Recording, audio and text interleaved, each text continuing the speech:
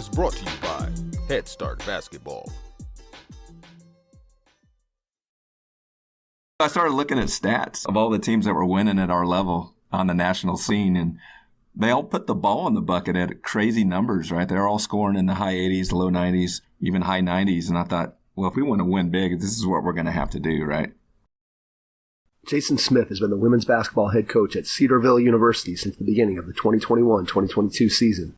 He guided the Lady Jackets to records of 17-12 overall and 12-10 in the GMAC during his first campaign, while also qualifying for the GMAC tournament. 12 of his players earned spots in the GMAC academic team, while another was voted to the All-GMAC first team. Smith came to Cedarville after producing a notable 10-year run as the head coach at Bryan College in Dayton, Tennessee. He produced an impressive resume at Bryan, where he's the school's all-time winningest coach. Smith guided the Lions to an overall record of 219-85, including a 157-49 slate in the Appalachian Athletic Conference.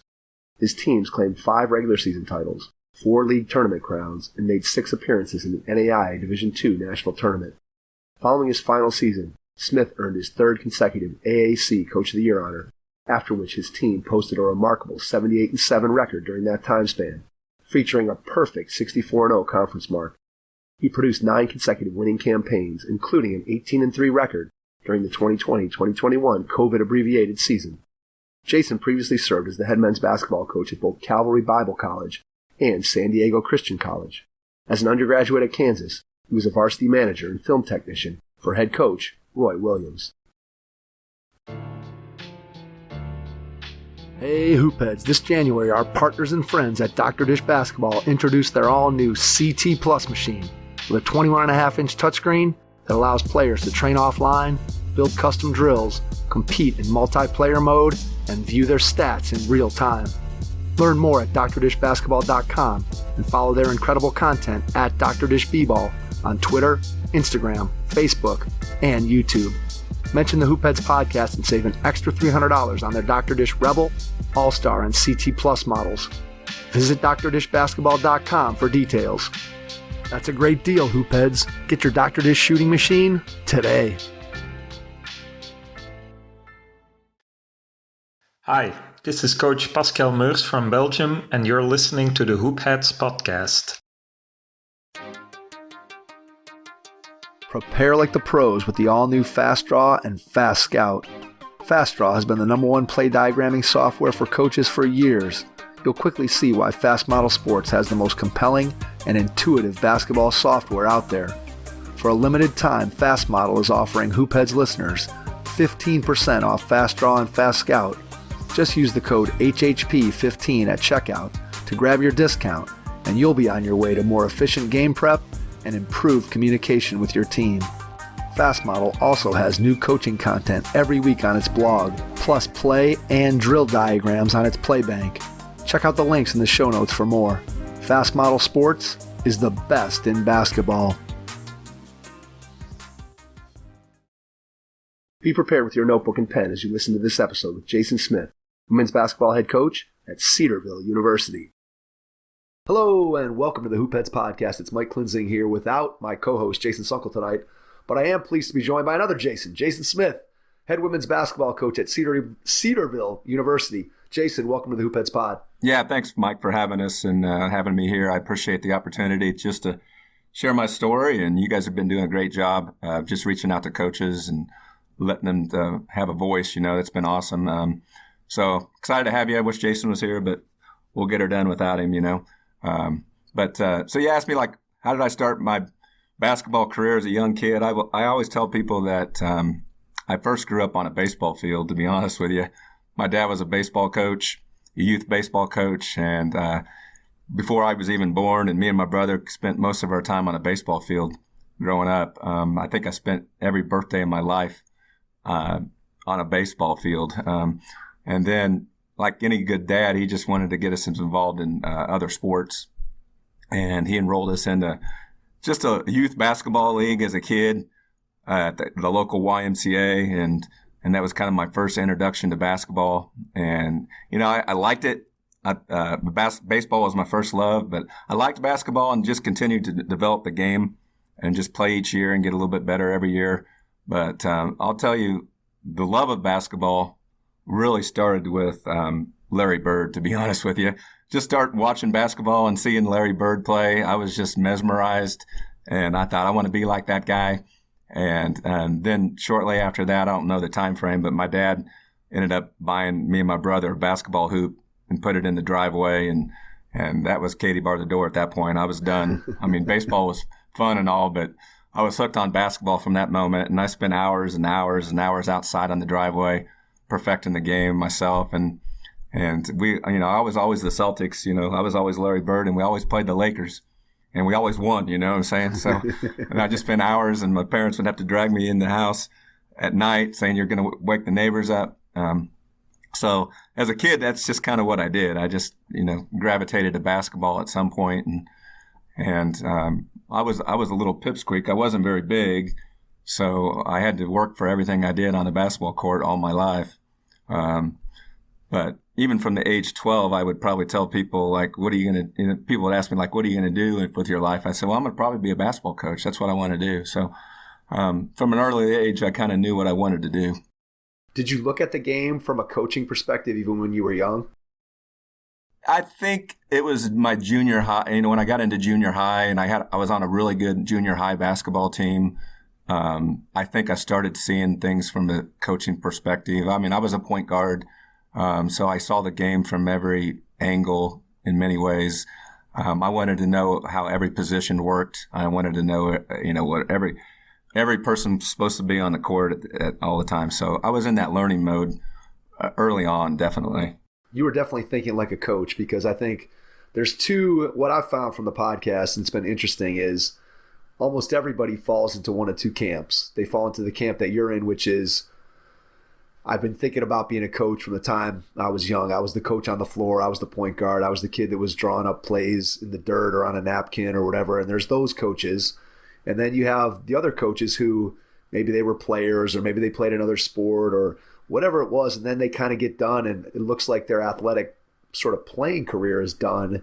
And then they look around and say, wow, maybe I want to coach just so I can stay involved in the game. Or maybe somebody that's coached them sees something in them that they didn't see in themselves. So I always think it's interesting just to hear from the two different sides of that coin in terms of, well, wow, this guy's been thinking about being a coach since he was 12. And then here's another guy who maybe he was playing overseas and now he's 35 and never even thought about coaching. And all of a sudden the game's kind of being taken away. And then you're like, okay, man, now I got to go and I got to get into coaching because I want to keep the game close to me, or as close to me as I can. All right, so I got to ask you about Bird. So when I was a kid, I was a Magic guy. Despised the Celtics, despised Bird, couldn't stand it.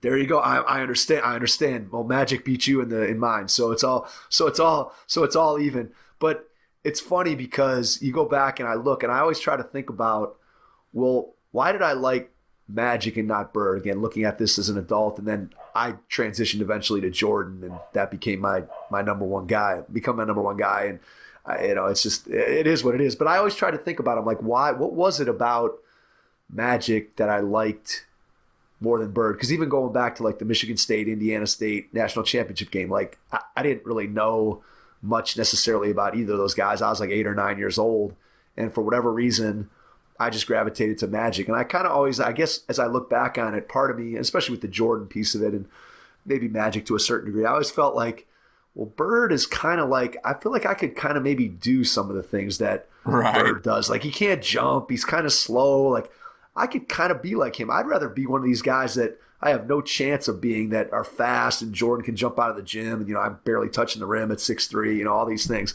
So it's just interesting to kind of go back. What was it about Bird? Was it just instantaneous, something that you didn't even really process? You just loved his passing? What was it about Bird? Honestly, I can't think like exactly what it was at the moment. I think it was just his whole aspect of this game. I mean, I still watch his highlights. I mean, when the feed pops up on Facebook still of a 2.5 minute video of all his best plays, I still watch it every time, even though I've seen it 1,000 times, right? He still mesmerizes me, just the things that he was able to do without the athleticism. And as I got older, just to understand how he approached the game too, really a lot of respect. He was the type of guy that hated to be disrespected, right? And I think I always coached and I've always played with a chip on my shoulder. So I think I kind of gravitated towards a little bit of his attitude and not wanting to be disrespected, you know? Yeah, absolutely. And I think when you go back into that era, I think everybody was either in the Bird camp or you were in the Magic camp. If you were an NBA fan in that era, you were kind of picking sides and deciding, all right, which one of those guys is my favorite. And so as you're talking about the chip on your shoulder and you're talking about a guy who I think maximized what he could do in terms of his skill set, when you think about yourself as a player, as you started to get more serious with the game and you got up into high school, what were some of the things that you were doing at that time? Because obviously it's a lot different. The way kids grow up in the game today is far, far different than you grew up in the game or I grew up in the game. So what were some of the things that you did to help make yourself a better player when you were in high school? I mean, obviously watching a lot of NBA basketball and college basketball, I did a lot of that, to be honest with you. The game was different. We didn't have all the AAU summer ball stuff like we do now. And really it was just a lot of time in my driveway. I was small. I mean, I really was. At 16, I was 5'6", 110 pounds, and I had to fight for everything I got to earn on the basketball court. So that's what that chip on the shoulder comes a little bit is I had to work harder than everybody else to get minutes because I wasn't gifted athletically necessarily. I was gifted with understanding the game and knowing what I'm supposed to be doing, but the athletic ability just wasn't quite there. So I just had to outthink people and outwork people, and really it was just a lot of time in the driveway and watching film. I mean, my dad was he went to the University of Kansas, so obviously there, and so did I. So growing up listening to the Jayhawks basketball on the radio, we would still listen to all the games on the radio, and just that was amazing. I know that's a long time ago when you listen to games on the radio, but but just to hear these announcers, I mean, you're just living this thing vicariously in your bedroom or your living room, listen to a basketball game. It's amazing, right? Yeah, absolutely. I think when I was a kid thinking about being on the driveway, I think about listening to Joe Tate, who was the Cavs longtime announcer here in Cleveland. And then also I used to listen to a lot of baseball games on the radio while I was shooting on my driveway. And those are things that, again, I almost never do now. It's just that radio call has almost gone away. Who was your guy for Kansas growing up when you were a kid? Who'd you like at Kansas? Oh, there was a guy named Ron Kellogg. I don't know if you remember Ron Kellogg. Yep. He was a good shooter. He was a great shooter before the days of the three-point line. I think if the three-point line out, he would have had some bigger numbers, But he was my guy, when listening to the radio, to Jayhawk basketball as a kid. It was Ron Kellogg draining shots from everywhere, right? Nice. There you go. Yeah, the game's so different. I'm sure we'll dive into that and talk a little bit about it as we get more into the coaching side of it. But, wow, you look at the way that the game was when you played or when I played, and it's almost unrecognizable in a lot of ways. You go back and look at things, and just with the emphasis on the three and the screen and roll, and that's just the spacing. It's incredible almost when you go back and watch old games. You're like, man, how did they not sort of figure that stuff out a little bit sooner? But again, the game evolves and changes, and people eventually start to figure it out. And I'm sure 10 years from now, we'll be having the same conversation of, man, I can't believe we didn't really think about that. Or there'll be some rule changes that'll impact the game in some way. Oh, there's no doubt. Go ahead. What's your favorite memory of high school basketball? I would say one of my favorite memories is stopping one of my friends that played on the rival across town, right? I played baseball with this kid, and he was a really good basketball player. And I remember Coach putting me in a game in the second quarter, and he told you need to go stop Jeff Hirschman in this quarter, and I pretty much did, So I'll never forget that memory because it just, meant a lot to me that the coach believed in me to go stop their best player, and I did it, So I'll always remember that memory and never forget it. It's funny the things that stand out. Like, I wonder if your coach remembers that moment. I'm not for sure, That's probably not, to be honest with you. Isn't it interesting, though? It's so interesting that you think about the things that we remember as players, and then you think, man, these coaches don't remember any of that stuff. Like, I can think of 4, 5, 6 things that over the course of my playing career that a coach said to me that I'm sure if I went back to that coach and said, hey, do you remember, Coach, when you said this to me? They'd have no idea. But yet those things had a huge impact on me. And that's something that I always think about as a coach, that when you're talking to a kid, you never know what thing you're going to say. And sometimes it could be positive, and sometimes unfortunately it could be negative that sticks with the kid. And I think that's something that I've always tried to be cognizant of when I'm coaching or when I'm saying something to a kid is, this could be something that 40 years from now, he's talking about this on a podcast. That's funny. That, hey, yeah. Coach Mike said this to me. So it's just kind of interesting, the things that we remember as players or things that coaches said to us, that we got to think about that as coaches as well. Yeah, there's no doubt. I mean, you know, we always make mistakes, and those are the things when you go back and go, I wish I would have not said that, or you said I would have said that differently. We definitely have a huge impact on kids. Yeah, there's no doubt about that. All right, so as high school finishes, your dad went to the University of Kansas. Talk about your college decision and what you were thinking as you were heading off to college in terms of what you wanted to do for a career.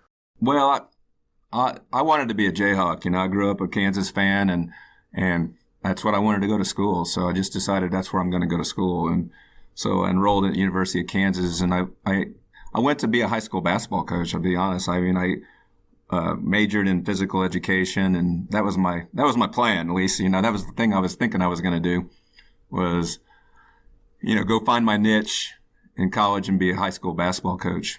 And when I got there, you know, I found other things that were more intriguing, to be honest with you. You know, like partying and girls. Those are easy to find, right? Yeah, those were easly to find. Easy to find and pretty attractive as well. And yeah, they definitely steered me the wrong way in many ways, right? But fortunately, I was really, you know, I was very beneficially lucky and blessed in many ways, because I had a friend in college say, "Hey, Jason, you love basketball. Why don't you just go see if you can become a student manager for the men's team at Kansas, right?" So I said, "Well, yeah, why not?" You know, so I just walked down to the men's basketball office and just said, "Hey, I want to apply to be a student manager." And they're like, "All right, here's an application." I filled it out. And next thing you know, I'm getting called down to get interviewed, and all of a sudden I get offered a position as a student manager, you know, with Roy Williams' staff, right? Roy had just been there a year. It was his first year, so it was his second year I was with him. And so I was a student manager for 3 years at University of Kansas, you know, for Coach Williams.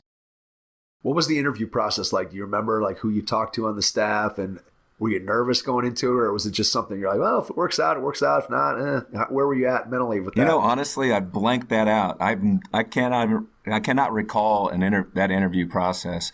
I do remember talking with the head manager at the time, the head varsity manager.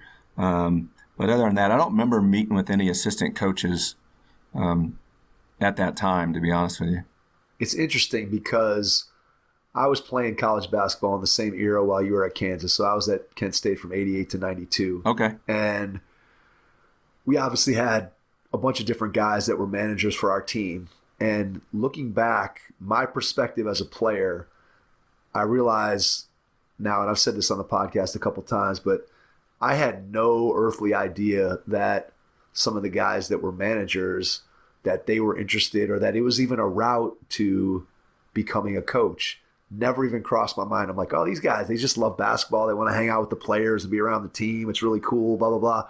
Never once did I consider that to be like a track for somebody who wanted to be a coach. And now you look back on it and you're like, how did I not see that? When you think about, and I don't know how your experience was at Kansas, but our guys at Kent had a lot of access to our assistant coaches, and they're around and you're having conversations and they're in the office and they're doing things. And obviously you're just able to pick things up as you're hearing conversations. But that's something that as a player never once crossed my mind. So I'm curious to hear like what your experiences were like. And obviously each year you get a little bit more responsibility as they trust you a little bit more. But tell us a little bit about the process of just what you did and how those relationships and what you got to do sort of built over time.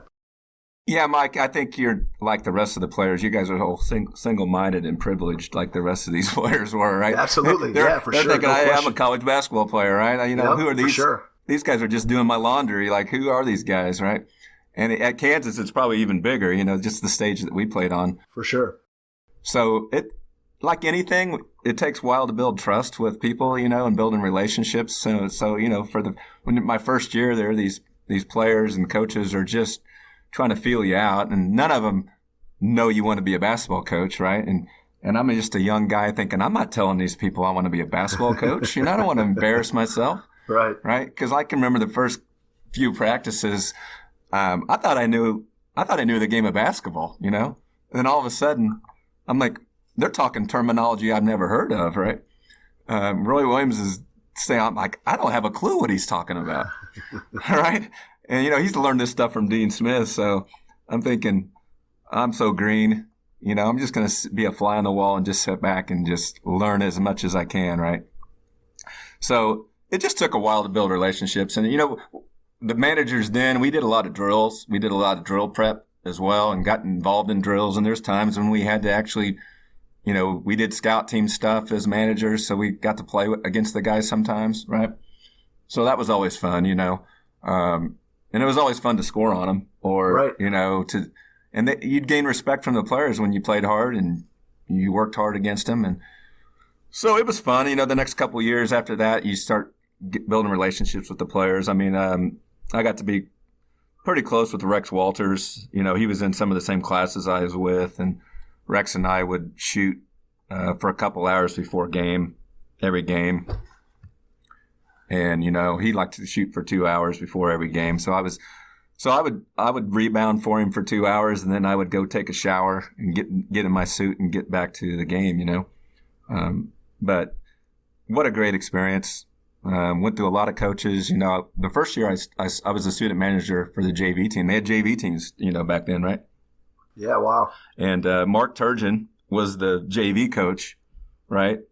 And working for Mark was amazing, right? He was just a young go-getter, and I learned a lot from him that year. And then, just some of the people that was on his staff have been amazing, like Jerry Green and Kevin Stallings and Matt Doherty and Truck Robinson. Just the coaching staff. Just to be able to learn from all of them was amazing. When you think about Roy Williams as a head coach, and obviously Hall of Famer, national champion, has done everything you could ever possibly hope to do as a college basketball coach, what are some things that, when you look back on it now, made him who he was? What was so special about him as a head coach? Very disciplined, very organized. Just came in and took care of business. And it was built good relationships with his players, But ultimately, it was just his discipline. He was just disciplined in life. He ran every day with his coaches. There was just daily routines that Roy did that just made him successful in many ways. What were some of your day-to-day responsibilities? Obviously, you're building relationships with players, and you got a chance to shoot with Rex Walters and those kinds of things. But day-to-day, what was it like? What were some of the things that you had to do? And I'm sure it changed over the years as you got more experience. You probably got a little bit more responsibility. But just talk a little bit about some of the things day-to-day that you were doing. Well, there's always laundry, right? That's the worst part, right? Doing laundry. Cleaning the locker rooms up. I know this is going to be all glorification. You're going to love all this, right?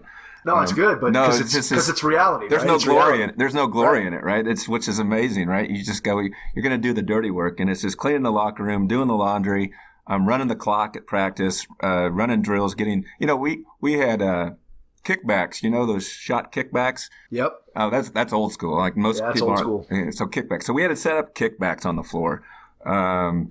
We'd sometimes run drills. One year, I filmed all the games for him on the road. Actually, home games too. So so there's a wide variety of stuff that we did.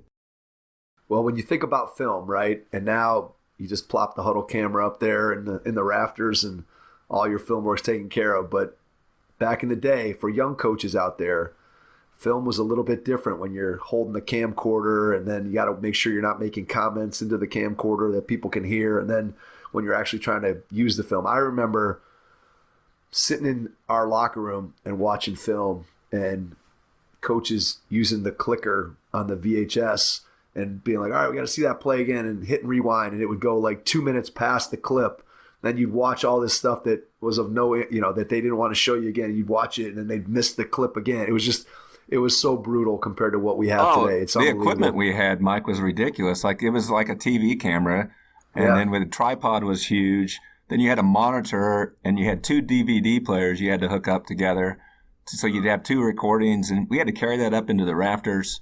Yeah. Right? It was crazy. I can tell you one story. We were at Nebraska one year, and we lost in overtime. But at the end of regulation, one of KU players went up for a layup, and Coach Williams thought he got fouled. He missed the layup, and then we ended up going to overtime and losing, right? So we're getting on the bus to go home, and Roy yells at me. He's like, Jason, he goes, you got that videotape of the game, right? And I said, yeah, I got it. And he wanted to watch it on the bus because I know what he wanted to do. He wanted to go back and watch that play. Right. And so Max Falkenstein, I don't even know Max. He was like the old-time radio guy for Kansas forever. He's legendary. He's in the Hall of Fame. I was sitting next to Max on the bus, and he looks at me and he goes, Jason, I sure hope you got that on film, right? And I go, I sure do too, So I take up that video to Roy, and he puts it in the VHS there on the bus and watches. He scrolls right to the end of the game, right? And I got it, and Max is like, good job, son, good job, Nice. So it was, I'll never forget that moment either. That's funny. That's one of those cases where you no matter how good that relationship is, if that play hadn't have been there, oh, I would have been in trouble, man. Yeah, it would have been in trouble. Absolutely would have been in trouble. It's funny just thinking about those relationships. And I know, like, when I think about, like, our managers and stuff, and sometimes coach get mad at them because they're running the scoreboard or doing whatever, or doing the clock, and then, we need 2 minutes or whatever. And just, it's funny just to think back again to those times and just how different your perspective was, as you said earlier, as your perspective as a player about what those guys were really doing and what they were all about. Yeah, it was cool. I mean, just to see all the other coaches too was kind of really, because we were in the Big 8 then, right? And just to go to places and see all these different legendary coaches like Billy Tubbs and Norm Stewart. I mean, I had a conversation with Billy Tubbs in the locker room before one of our games at Kansas, right? It was one of those OU-KU games that were like, we're number 1, they're number 2 kind of deal, Yep. And the Allen Fieldhouse is just rocking. And I remember walking into their visitor locker room to get something out of the closet, and Billy Tubbs looks at me and he goes, we don't have a chance tonight, do we? And I said, probably not, right? And so just stuff like that. Those are memories that are just flood my brain all the time. Yeah, it's really cool when you start talking about college basketball, obviously at that level, and also at that time where college basketball arguably was as big as the NBA. I think now, very much so. Now I think with the way college basketball just has changed, and guys coming into the league early or going to the G League or whatever it is, it's just college basketball is not quite. It's just not at the same level in terms of national interest and being able to follow it the way you followed teams in that era while you were there at Kansas. So to be able to be a part of that, and as you said, to see some of those legendary coaches and just to be, at Allen Fieldhouse and just, all that stuff, to be able to be a part of that, I'm sure was super special. As you're there, your original plan is, I want to be a high school coach and a teacher. How does that plan progress as you're going through school? Yeah, I ended up getting an adaptive PE minor. So I went to work out of college at this developmental learning center in Olathe, Kansas, and I was working as a paraprofessional with these developmentally delayed kids in the swimming pool, doing work in the pool with them. But I wanted to coach, right? So I obviously couldn't coach there. So I found a coaching job down the road, about 20 minutes down the road, at a local high school, a small high school in Wellsville, Kansas, Wellsville High School, and I was the assistant, varsity, JV, freshman coach, kind of, just do it all. And got to work with a legendary high school coach there. His name was Kermit Dieterding, So, again, just an opportunity to learn from someone who's been doing it from a long time.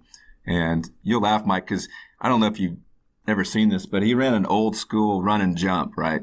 Okay. I still to this day have never seen anybody else run it.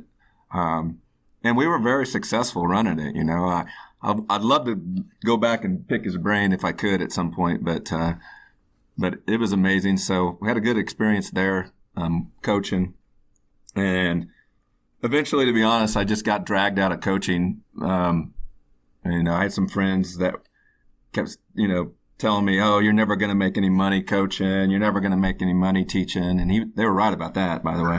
Right? Yeah, they were. They were totally right about that. I'm right there with you. And then I just kind of got swayed by the almighty dollar, and decided to get out of coaching and chase a sales career.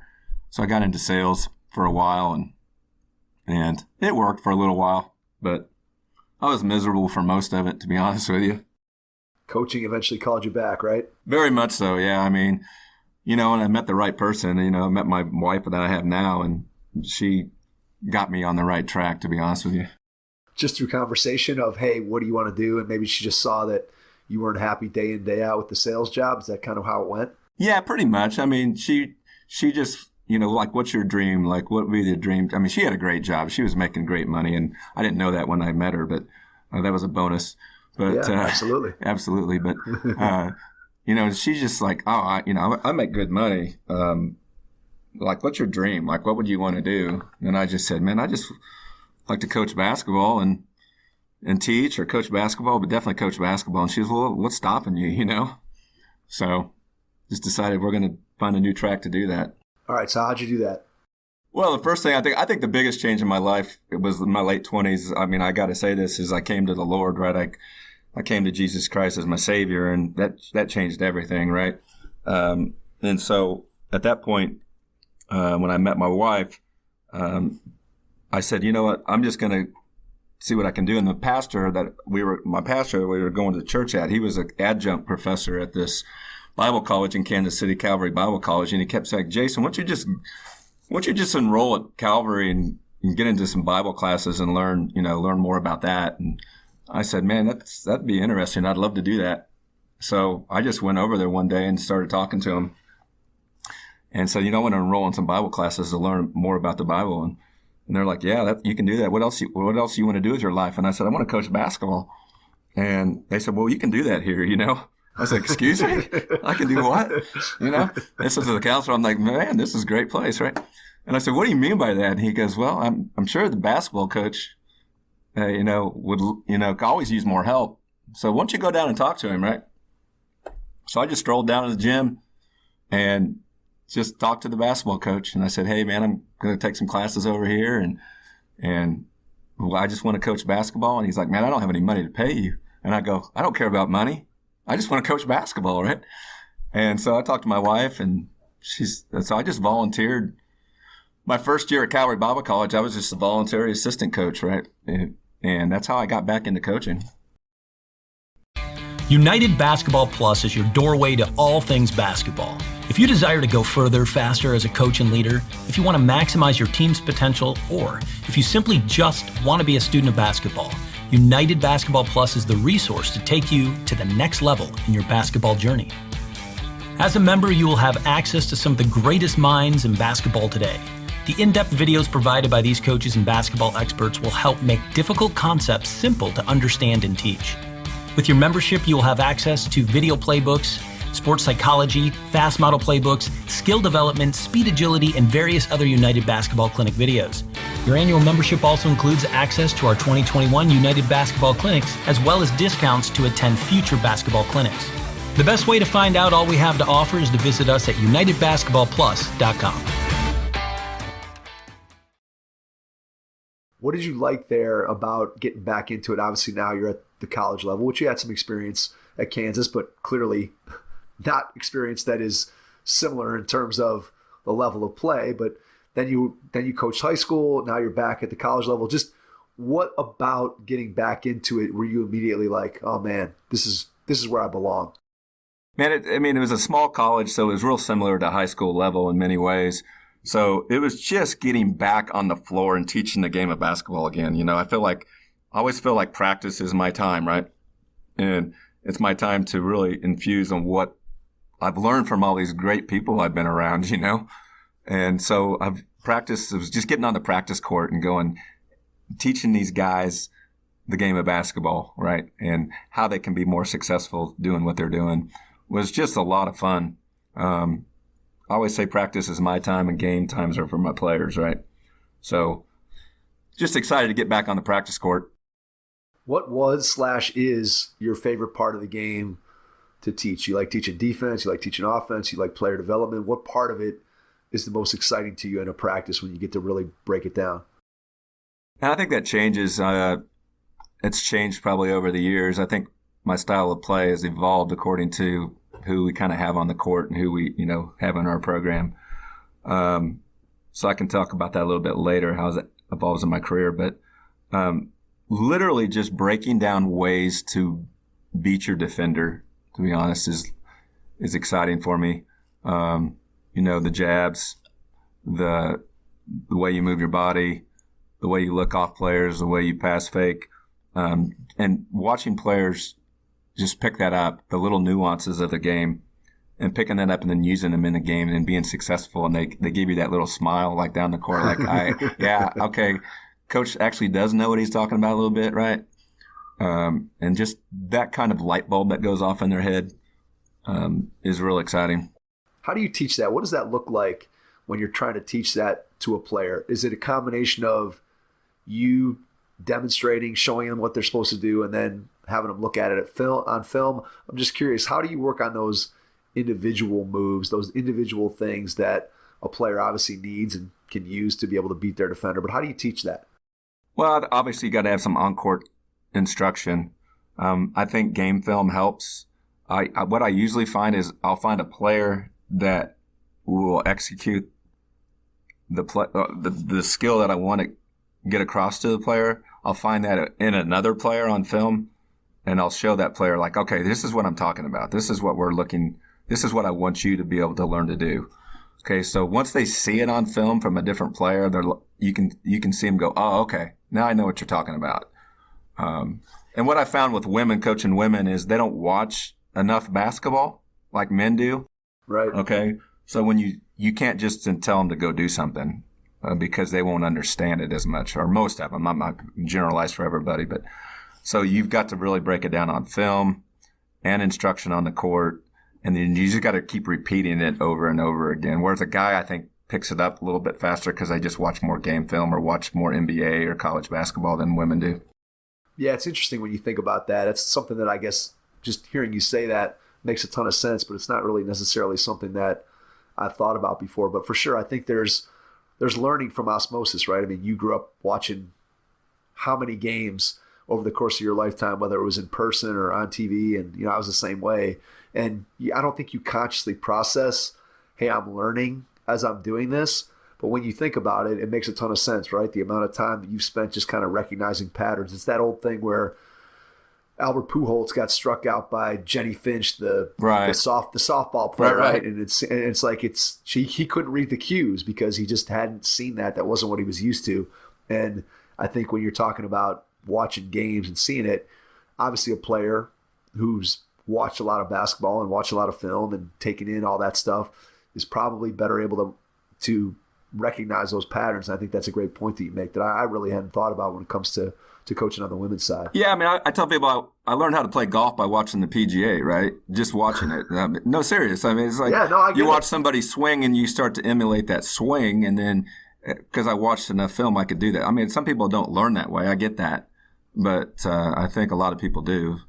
So, but yeah, definitely coaching women, I think you've really got to break it down on film and just repeat it over and over.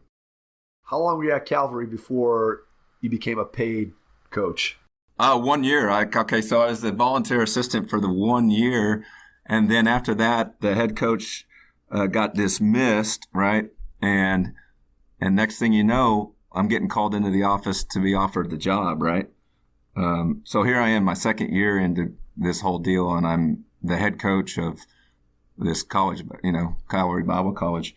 So it kind of happened more fast than I thought it would, right? What did you know? What didn't you know at the time when you walked into it?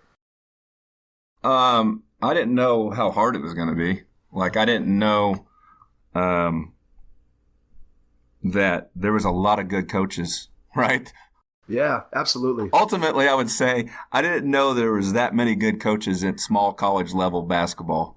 And then I learned really quickly that I've got to figure this thing out, okay, right? Really fast, because we're going to lose a lot of games if we don't.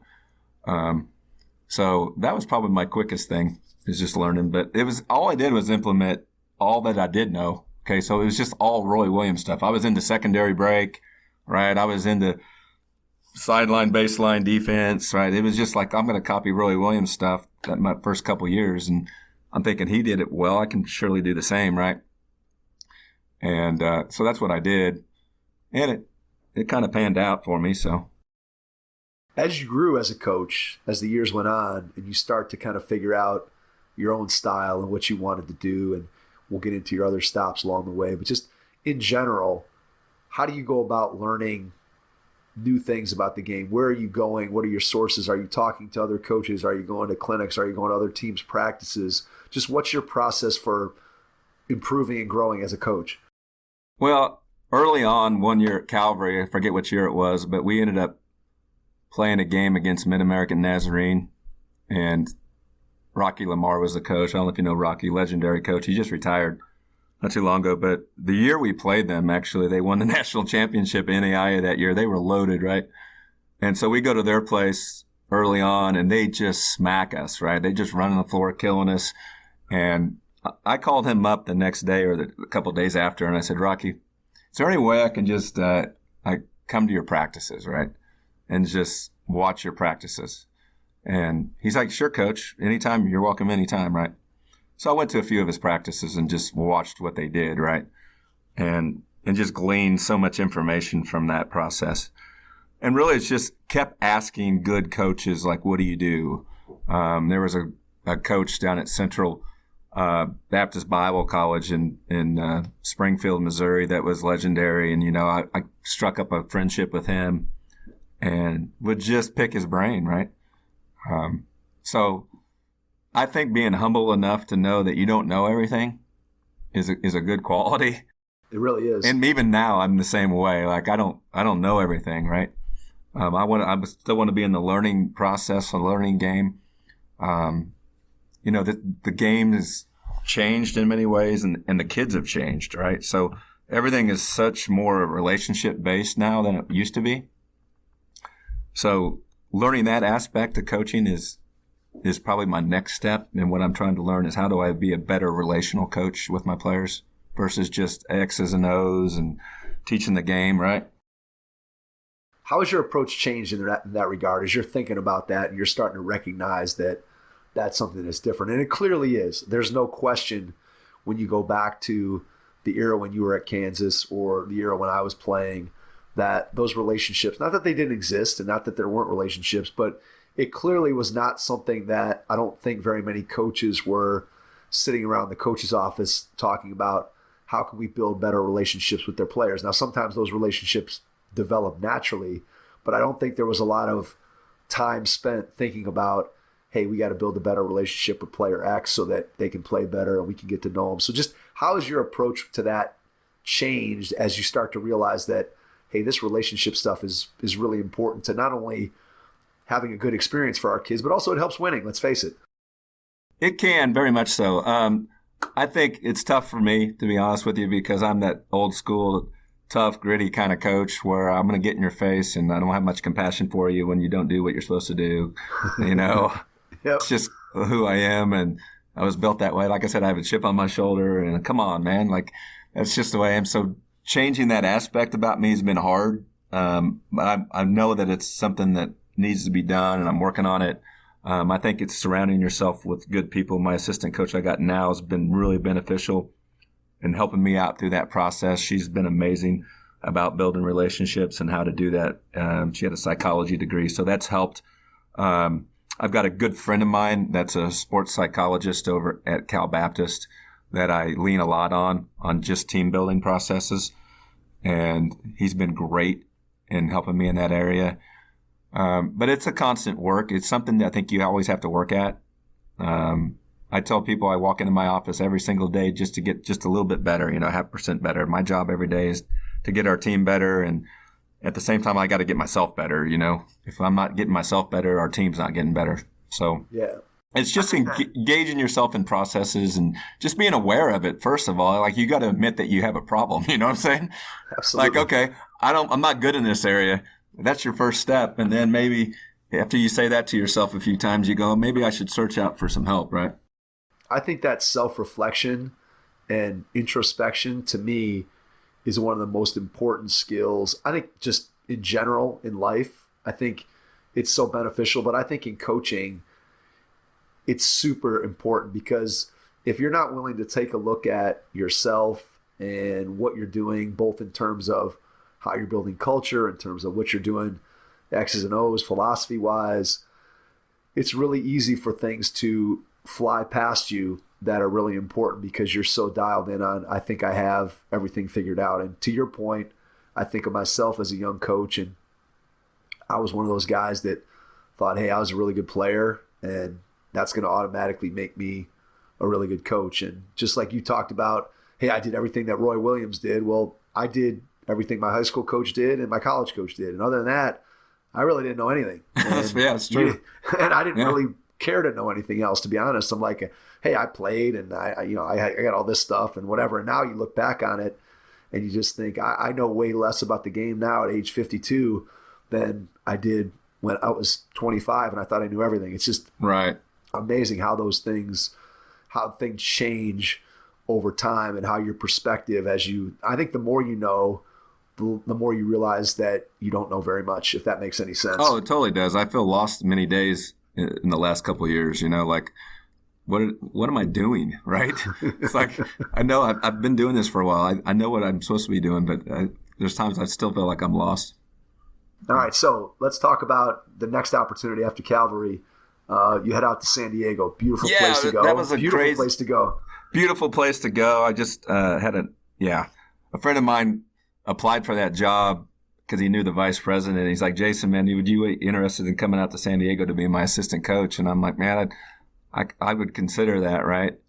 And was a couple of days later, he calls me up and he's like, Jason, I don't think I can do that. I don't want to go out there. And he goes, but my buddy, I'm going to tell my buddy that they need to interview you, And I said, you do that for me? He's like, yeah. And so I sent my resume in and they interviewed me on the phone and then flew me out there and I got the job. And everybody on the planet said, Jason, don't take that job, right? It just wasn't a good scenario at the time. But I did, I didn't listen to them, right? I moved my family, my wife. I had 2 little kids. Like actually my son was just born. I mean, he was a little baby. And so we moved to San Diego and moving from a house in Kansas City, with a $760 mortgage payment to San Diego with a $2,500 rent payment, right? So it was crazy. Yeah, it's a little bit. Yeah, San Diego. I always tell people, I'm like, San Diego is probably my favorite city in the country. But I'm like, if I was living out there, I'd have to live in a shack, and it wouldn't really be the lifestyle I don't think that I would want. Although I don't know if I could ever go to work if I lived in San Diego, so I'm not sure how you did it. No, it was hard. I mean, it was like a vacation for 3 years. I tell people that sucked every dollar out of my savings account, right? Right. So, but it was fun while it lasted, and it was meant to be, and I'm glad I went. I don't regret it at all. Right.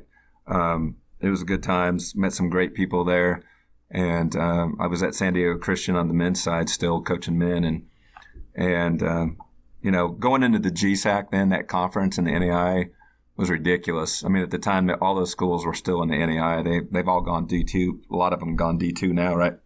But I tell people that's where I really learned how to coach the game of basketball, because I had to go against coaches that were unbelievable, right? Guys that won national championships and guys that won 800, 900 games. And you got the gamut of everything, right? So Westmont would run the Princeton stuff, so I had to learn how to guard the Princeton stuff, right? Masters got into dribble drive stuff, so I had to guard the dribble drive. Azusa was they double flare backsides.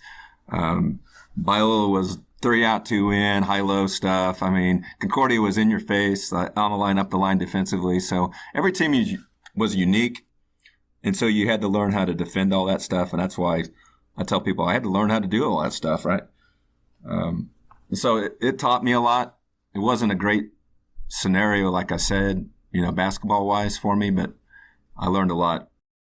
Yeah, going against all those different coaches and having to scheme against all those different types of systems, I'm sure helped you as you continue to progress in your career. And then once you are done at San Diego Christian, then what? You take a season off, is that right? Well, I had a season off, and I went and helped a guy at Grossmont Community College in San Diego there for 1 year, my last year in San Diego. Doug Weber, he was at Grossmont, he still is. Good guy. Actually, the funny part about Doug and I was we grew up next to each other, like less than a mile apart from each other in Kansas City, but never knew that, right? Wow. And so here we are in San Diego coaching with each other. And that 1 year of JUCO was enough to tell me I never want to do that again, right? That JUCO stuff that's crazy, man. So at that point, I needed a full-time job. Obviously, I had a wife and 2 little kids. My wife had to go back to work. And so a friend of mine calls me up and said, hey, man, there's an opening for a women's job at Bryan College in Tennessee. And he goes, I know the men's coach there, and I know some people there. I can probably get you an interview. And so I ended up getting an interview with them. They fly me out, right? And I thought everything went well. And they called me up one day and said they gave it to another guy, right? And so I was kind of shocked, but when I was out in Dayton, Tennessee, they were interviewing for the job. I talked to the men's coach, and he was looking for an assistant coach, right? So I called my buddy and said, hey, I didn't get the job, but you think the head men's coach would let me be the assistant? And he goes, oh, man, in a heartbeat, right? So let me call him for you. So he called me back in 10 minutes. He said the job's yours if you want it, right? And it was a part-time job, Mike, right? Yeah. Paying like, I don't know, $9,000 or something, right? And I looked at my wife, and that's a month of rent in San Diego. Oh, yeah. So I looked at my wife, and I was like, I don't know, man. She goes, no, we're moving, right? No, we're going, right? So we just packed up our stuff and moved to Dayton, Tennessee for a part-time job, right? All right, so you go from being a head coach, which I always think is interesting, because you have that year as an assistant at JUCO. What was it like to transition from, again, head coach to these 2 assistant jobs? Oh, I think it was good for me, right? Because it got me to really sit back and learn the game some more, right? From a different, without the stress of winning and losing per se. Because when you go to a program that's used to winning and got to struggle for a couple of years, there's a lot of pressure there, right? For sure. There's a lot of pressure from administration sometimes, through alumni, all that process. And I always tell people that my seat's always a little bit more stressful than 18 inches over, right? And that's just the way it is. So it was nice to be able to sit back and learn from a different coach and learn some different things. And the men's coach there at Bryan was really into defense, right? He was like, that was his deal. Like, we want to be the best defensive team in the country.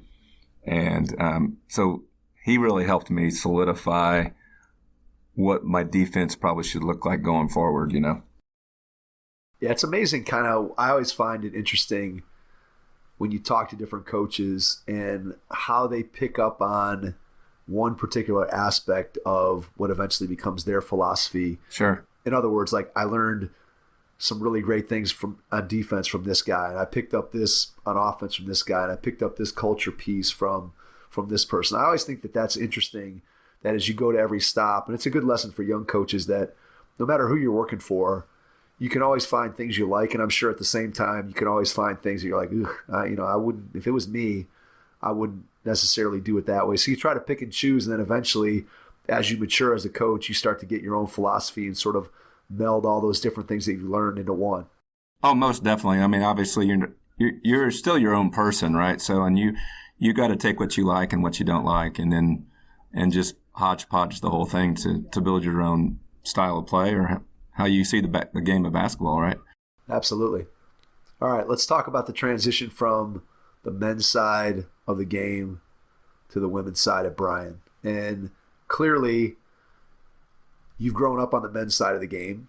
All your experience has been on the men's side. So, what makes you think that the women's opportunity, I'm assuming the job opens up and you say, hey, it's an opportunity for me to get back and be a head coach, but How were you feeling about, was there any trepidation in terms of, I'm going to go over and coach on the women's side? Just what was the thought process there? Oh, very much so. I'll be honest with you. I didn't want to coach women. I would have told all my friends and my family it's not something I desired to do or didn't want to do, right? Like, no, we're not going to do that. So when the opportunity presented itself again, because the coach they hired was there for 1 year and it wasn't going to work out. So the AD approached me one day and he's like, Jason, this women's job is going to come open again. And he goes, I've got to know you for the full year that you've been here and would love to offer you the job, when it comes open again. And I looked at him and said, I don't want it, And by that time, the program was kind of in shambles a little bit. The girls didn't have a great reputation on campus at the time. They ended up finishing last in the conference that year. So at that point, I'm like, no, I don't want no part of this business, right? And so he goes, oh, that's fine, Jason, that's fine.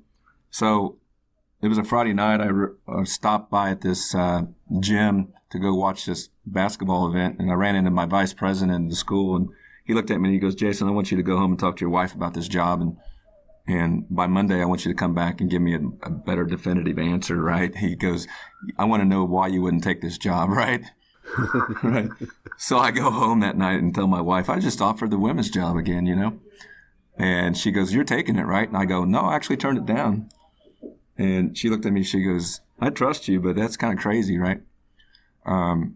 So we talked about it over the weekend and decided, hey, I don't have a full-time job, So she made sense of the whole process for me, and she's definitely smarter than I am, right? I definitely married up and outkicked my coverage with her. But so we decided, I walked into my boss's office on that Monday and said, hey, if the job's still open, I'd love to take it, So, yeah, so I went in a little bit reluctantly, to be honest with you. But once I decided to take the job, I was heads in, full deep, all the way, 1,000%. Did you talk to people? Did you talk to other men who were coaching women to get their perspective? Did you just kind of try to go in with a fresh eye and maybe not talk to anybody so that they didn't sort of cloud the way you were looking at it? What was your thought process as you were heading into that first experience, the first meeting with the team after you take the job? I definitely called some people. I knew a couple coaches that had coached men before and then switched to the women's game, so I definitely wanted some advice from them. And I called them to talk to them. And one of the coaches, I'll never forget it, he goes, Jason, I just lie to my players every day. And I said to him, you do what? He goes, I lie to my players every day. And I go, dude, I can't do this. I'm a Christian man. I can't do that, right? He goes, no. He goes, women, you just always got to encourage them and tell them that they're better than they are, okay? Because their self-esteem's that way. He goes, guys, you have to tear them down a little bit before you build them up. And he says, women, you're always got to tell them, like, they never think they're as good as they are, So I got his point, right? And going in, I'm thinking that's probably more my style of coaching anyway. So I thought we can make this work.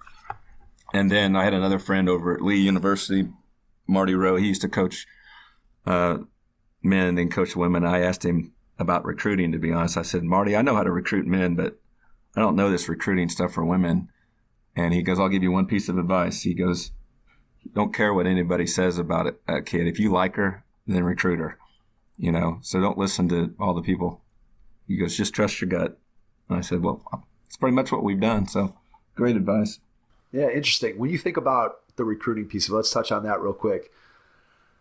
When you're out there looking for a player, what are some of the things? Obviously, there's a certain requisite level of talent that they have to be able to play, that they have to be able to play at, again, whatever level it is that you're coaching. And probably you want them to be capable of playing a level above if you really want to be successful. But just as you're looking at players, what are some of the qualities in a player, whether it's actual basketball skill type things that you're looking for, or maybe even more importantly, just intangibles that you look for in a player that you know are going to fit in well to your program? Well, the first thing I've always said is we're looking for great teammates. Like you've got to be a great teammate. So those are one of the questions I always ask a coach. Is she a great teammate? And then we go into detail what that actually means, right? I can never forget one of the kids we recruited at Bryan. She was out her senior year with an ACL.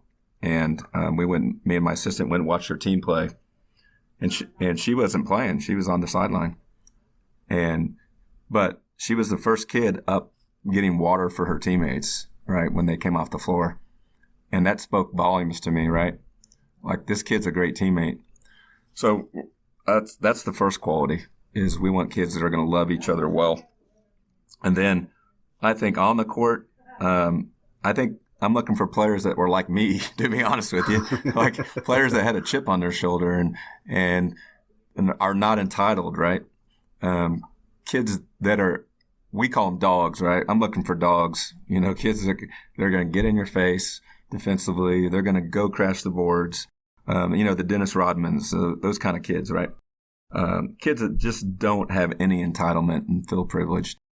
So those are the kids we're ultimately looking for.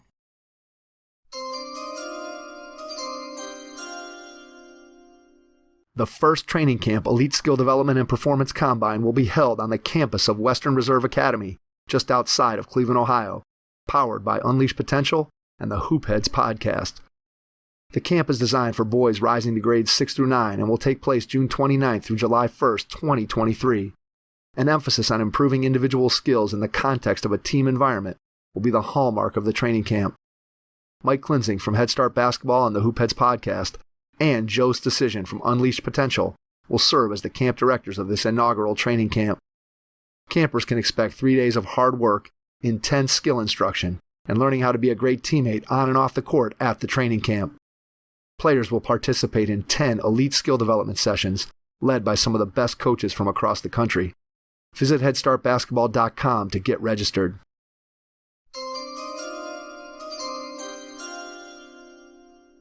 When you're out on the road and you're recruiting and you're looking at players, there's obviously two main settings where you're going to see them. You're going to see them with their high school team, or you're going to see them with their AAU team. And clearly this is one of the things that I think, from a women's basketball perspective, the rise of AAU has just been incredible for the women's game, because it just provides so many more opportunities for girls to play. Whereas when you go back to when you and I were playing, or you and I were in college, there just wasn't, again, as a guy, I could go out and play pickup basketball all the time. And I feel like that system, for me personally, I would have enjoyed playing AAU, but I loved my time playing on the playground, doing all those things. But that just wasn't available for girls and women. That just, you couldn't do those same things. So as now, you have so many more opportunities. But when you think about going out and watching players, and you're watching them with their high school team, you're watching them with their AAU team, do you have a preference of which one you like to see them in?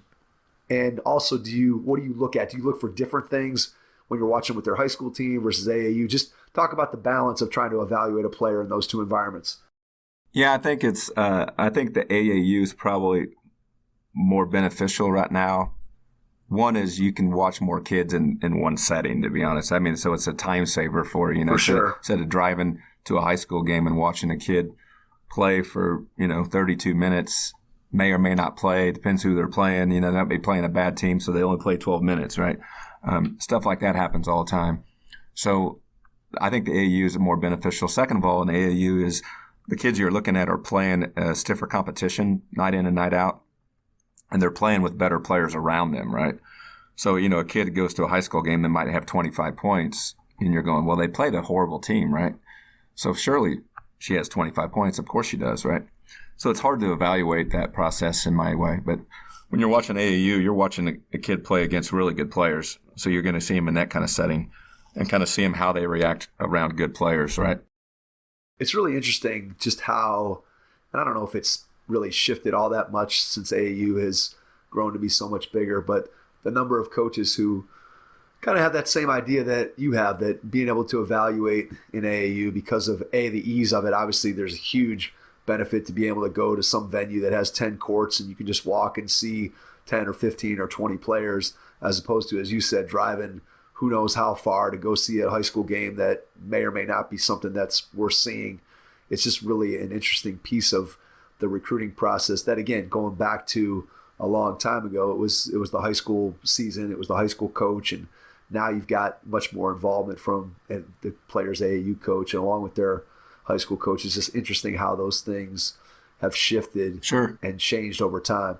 All right, so as you're trying to build that program at Bryan, you take over, you're getting used to and adapting to coaching the women's game, and you're trying to get the program to where you want it to go, and ultimately you end up building it into a powerhouse, a team that you had a ton of success there, won lots of conference championships. What was I guess if you look at it, if you had to boil it down to a couple things that you think you did really well that enabled you to build that program into what it became, what would you say are those most important things that allowed you to do that? Well, obviously you got to recruit good players. I mean, you're not going to do it without good players. And so I knew that going in, that we got to get better. We have to recruit better players. So what I figured out is, like, in our area, I'm going to go find the best teams, best high school teams in our area, and we're going to try to recruit their best players. And if their best players are too good for us, right, we're going to recruit their second best players or their third best players, because these kids have been taught well. They're learning. They're playing on a good team every year, going to state and all that. So that's what we kind of focused on to begin with. And, you know, it starts with one or two kids. You know, like Coach K would say, you know, Johnny Dawkins changed his program, right? Yeah. And I will say it started with one kid. It started with a kid named Keela Formont from, you know, Bradley Central High School in Cleveland, Tennessee. You know, she walked in from day one and said, Coach, we're never, ever going to have a losing record while long as I'm here, right? And that was just the attitude that the rest of the team decided to take on at some point. So sometimes it just starts with one kid like that. And she started 4 years at point guard for us and was Defensive Player of the Year a couple times. And then you just keep building on that process of finding kids like that. And you got to be a little lucky. Sometimes you know that. Right. And find the right kids and catch lightning in a bottle. But ultimately, you're recruiting winning, right? I mean, that's really what it comes down to, is you're trying to get as many kids from winning programs, whether that's winning at the high school level, sure, players who win at the AAU level. If you're winning at those levels, you're much more likely to have that be able to translate than a player who maybe is scoring big numbers, but their team isn't successful. I think coaches that I've talked to all tell me, hey, we want to try to recruit players from winning teams. We want them to be winning in high school. We want them to be winning in AAU, because that translates. But early on there, I learned that we had to defend, right? So because we weren't very talented offensively, so we got really good defensively for the first couple of years at Bryan.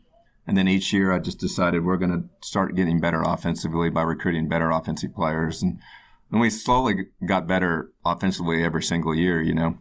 And unfortunately, some of our defense went away, but you know, I started looking at stats, you know, of all the teams that were winning at our level on the national, you know, scene, and they all put the ball in the bucket at crazy numbers, right? They're all scoring in the high 80s, low 90s, even high 90s, and I thought, well, if we want to win big, this is what we're going to have to do, right?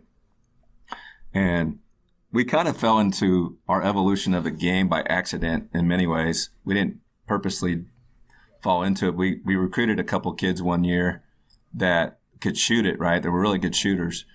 And one of the kids could shoot it really deep. She'd be shooting behind the volleyball line at a really high rate. And so we just started, like, every kid on our team could shoot threes, right? So, you know, we talked earlier about the evolution of the game. Like, Steph Curry changed the game, right?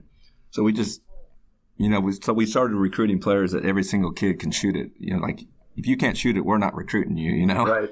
And I don't care if you're a 5 or whatever. If you're a 5, you're going to go out and shoot it.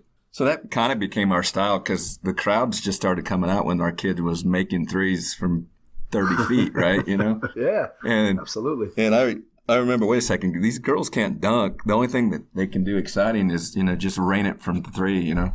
So we started doing that, and I'll never forget, we were at Pikeville one time, and she pulled it from 2 steps over half court one time and drained it, right? And our crowd went nuts. And I'm like, hey, man, this is fun. So we just started recruiting to that process, right? It takes a different sort of mentality as a coach, right? You kind of rewire your brain. Oh, really much so. You had to live with a few bad shots. But, you know, but I also realized, like, teams started to guard her out there, which was stupid, by the way, but because it just opened up the basket. Right. And so we were scoring layups galore at that point, too. Yeah, it's amazing what the spacing has done, the shooting, and it'll be interesting to see how the game continues to evolve, and whether there's rule changes or whether at some point they move the line, I think scoot the line back, or what's going to happen. I think the line going back for us this last couple of years has hurt the game a little bit, because I think it's too big of a jump for the high school kids right now. Yeah, I agree. I mean, when it was just the one before it, I think they transitioned pretty easily, but now it takes our freshmen a little while to get transitioned to that. Yeah, I'm sure. I can imagine that. All right, let's go from Bryan to Cedarville. Tell us about leaving what you had built there at Bryan for this new opportunity at Cedarville. What made it the right job at the right time? Honestly, Mike, I just felt like led by the Lord to come here, because I think I had it going good at Bryan. I tell people I could have stayed there and probably kept winning championships there till I retired, to be honest with you. We had it rolling pretty good. It got to be pretty easy. And I guess I just needed another challenge in my life, to ultimately. And then I think there's always a part of you that thinks, okay, can you do it at another level, So there was just a time for a new adventure in our lives, to be honest. And it was the right fit personally and professionally for, my viewpoints in life and my worldview in life. And so it was just the right fit at the right time. What was the first thing that you had to do when you came in and you started looking at the job and trying to decide, hey, am I going to take it? And you make the decision, this is where we're supposed to be. What were the first one or two things on your radar that you felt like you had to get going right away to get the program moving in the direction you wanted it to? Well, I think it's I don't know if that's a good question for me, to be honest with you, because I think the program had been in a good place and it probably was still in a good place when I took it over. So I think I didn't want to take some just rebuild job, to be honest with you. But there was a lot of challenges with our team last year with things. We had 3 ACLs early on last year. 3 of our top 6 players we lost within the first 5 games of the year, and still found a way to finish 17-12, fourth in our conference. So I'm proud of that. But honestly, and then we lost 4 seniors off that team. So we're almost like right back in the rebuild, quicker than I thought we were going to be in the rebuild, if that makes sense. So I'm almost back in first days at Bryan, where we're at right now.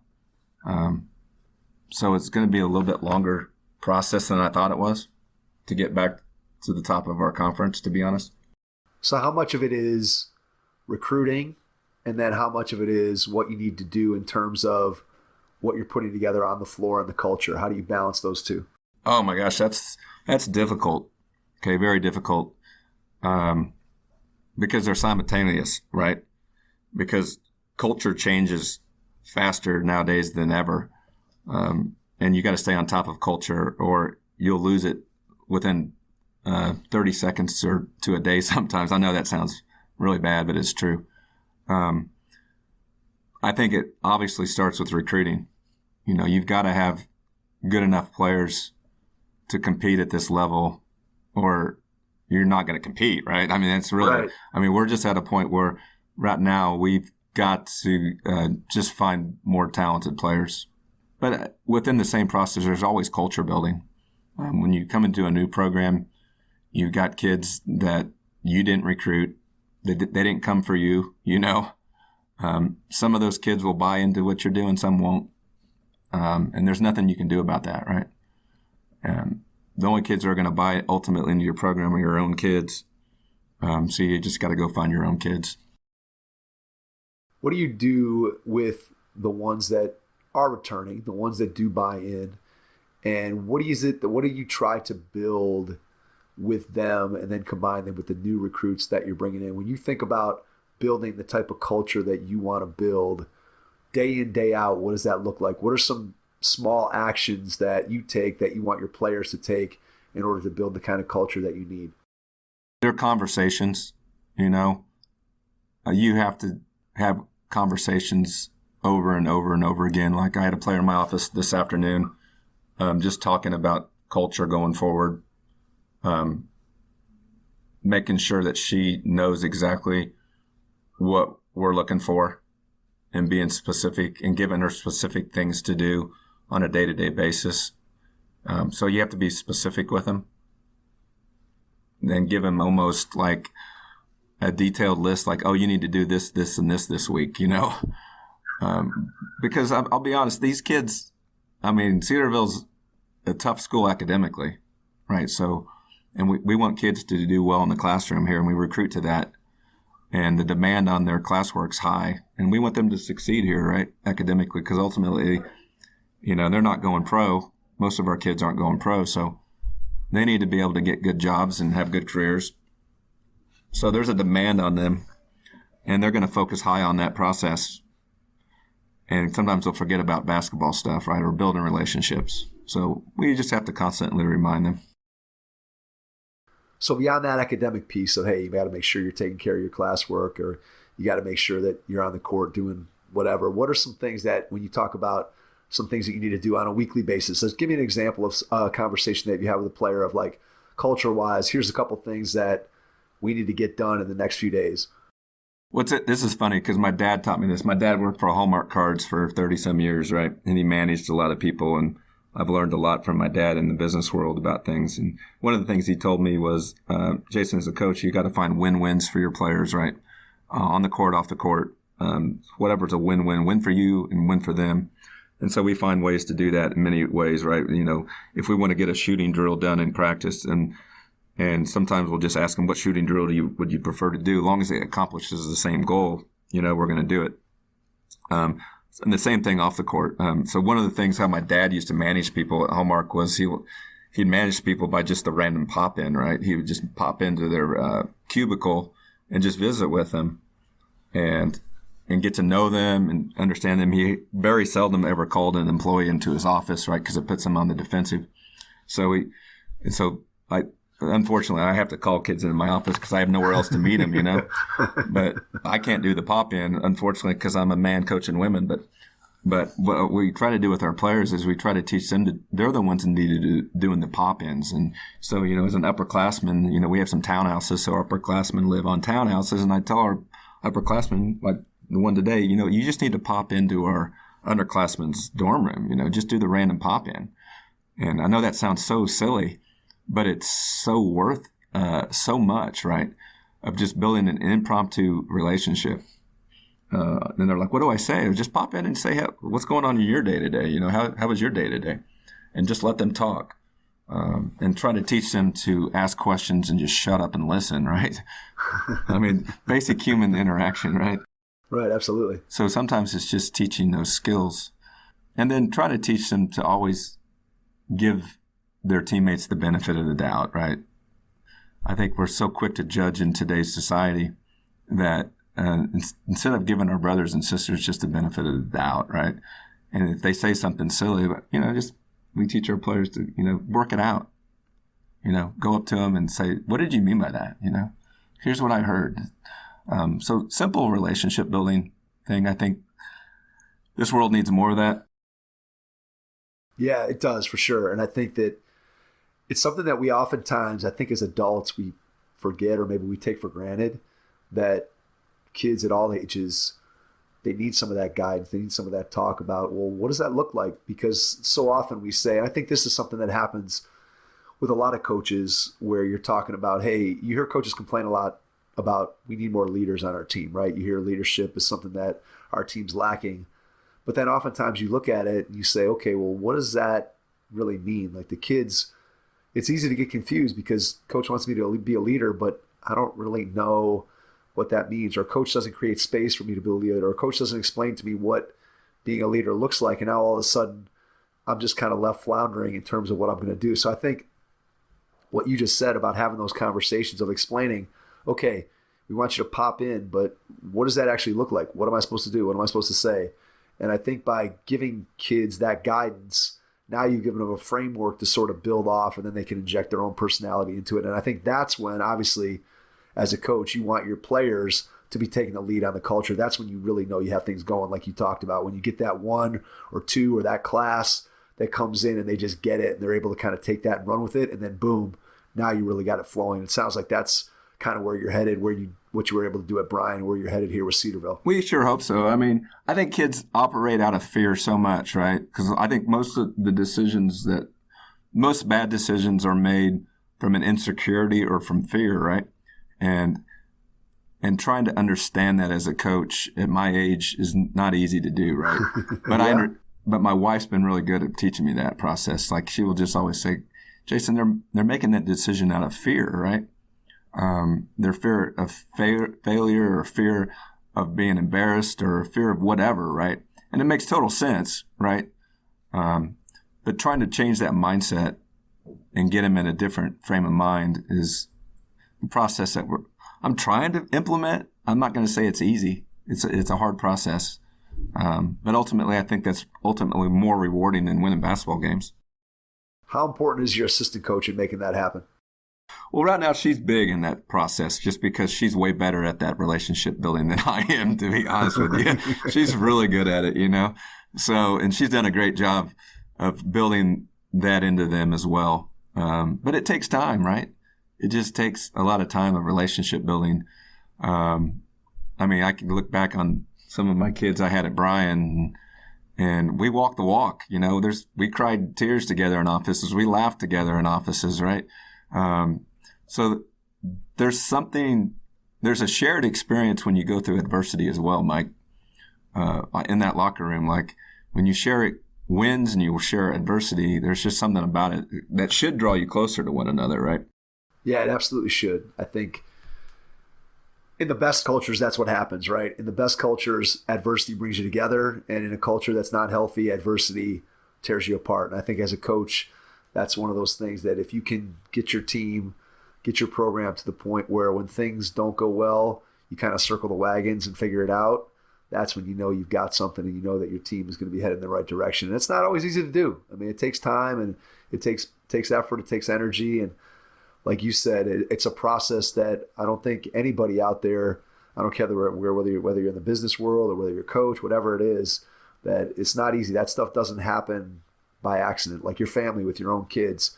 My wife and I always have this conversation about just kids being polite as an example. Like, you know, that doesn't happen by accident. Like, you know, when you see kids who are polite, you know their parents have spent hours and hours and hours and hours and hours getting those kids to be polite and modeling that for them. And I think coaching and culture in a lot of ways is very similar to that. There's a lot of stuff that goes on behind the scenes that people see a culture in a game on a Saturday afternoon and you're like, wow, look at that team. They're together, they're playing, and they love each other. And okay, great. But you didn't see all the work that went into making sure that actually was what we're putting out there for the public to see. Yeah, it's really interesting because, you know, when I was at Bryan and the recruiting process, I just started asking every recruit this question was, hey, well, what's the most important thing you're looking for in a school?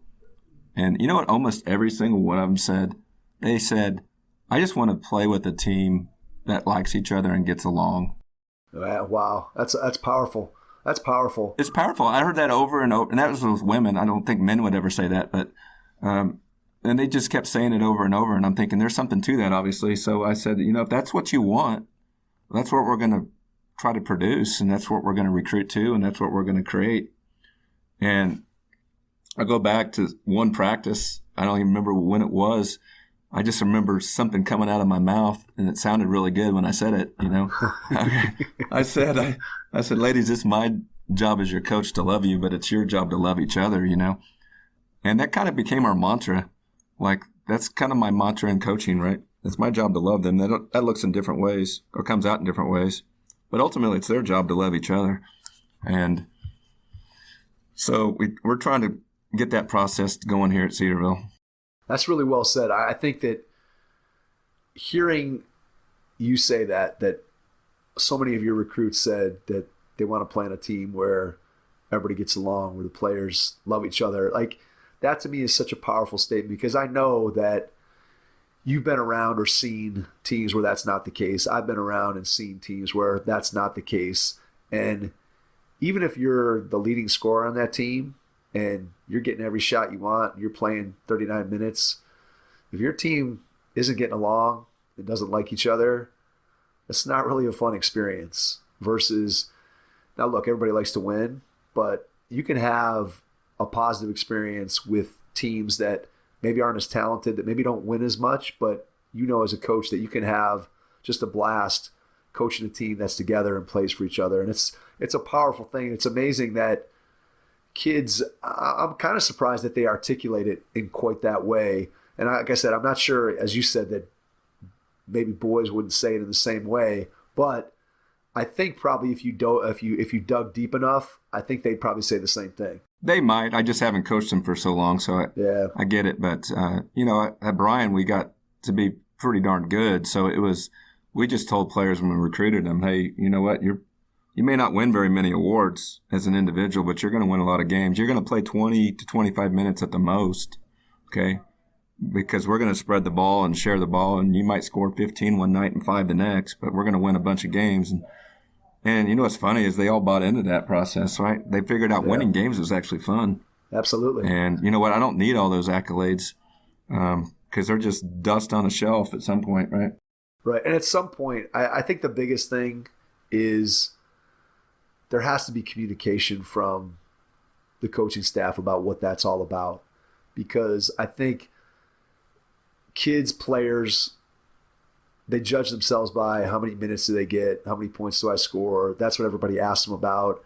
And so it takes a sort of rewiring of the brain in order for kids to really come to that. Now, some kids have it naturally, but a lot of kids sort of have to be rewired. And I think as a coach, the way you do that is you got to constantly be communicating. You got to be constantly making sure that kids understand the value, whether they're playing 10 minutes or 15 minutes or 25 minutes, whether they're getting 15 shots a game or they're getting 3.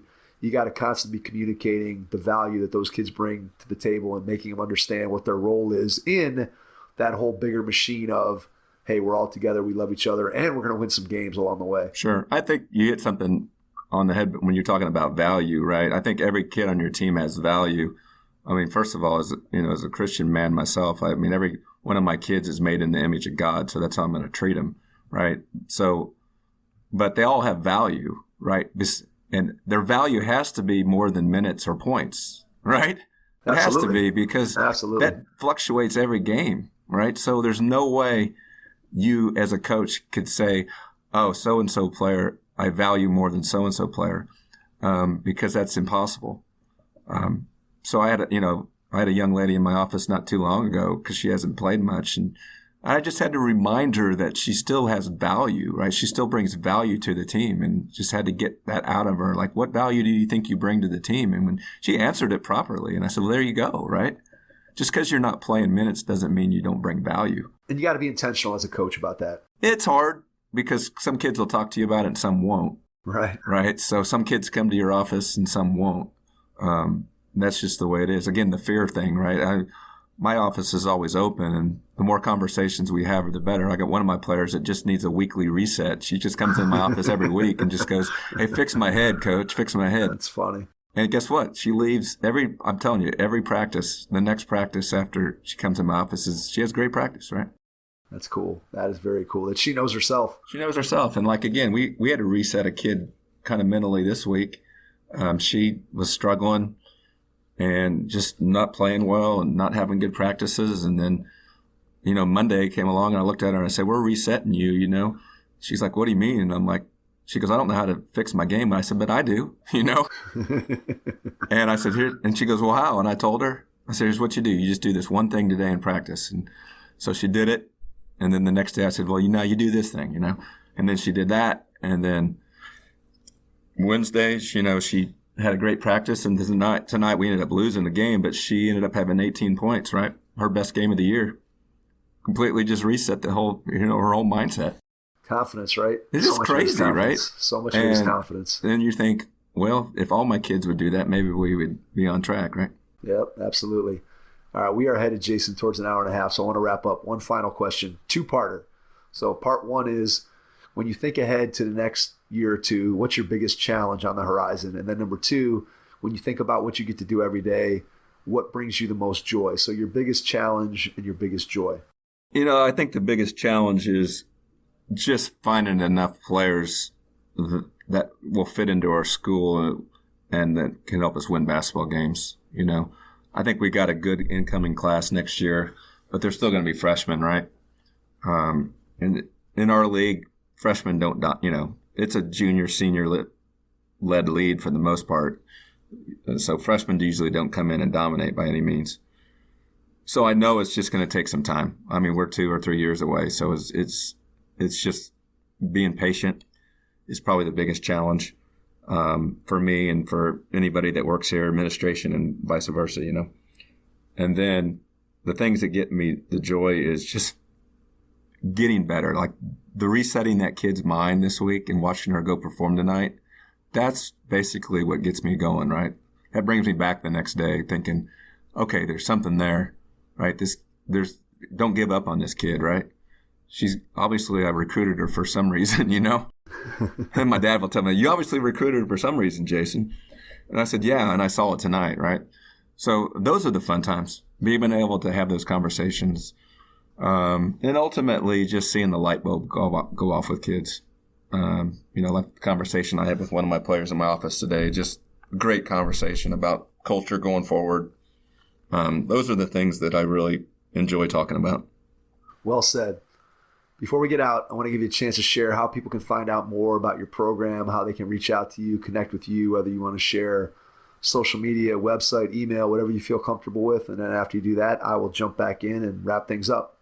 Yeah, our website is yellowjackets.edu, Cedarville University. You go check out our university. The university's growing, doing some great things. We're one of the few schools that's actually growing. Our enrollment's going through the roof.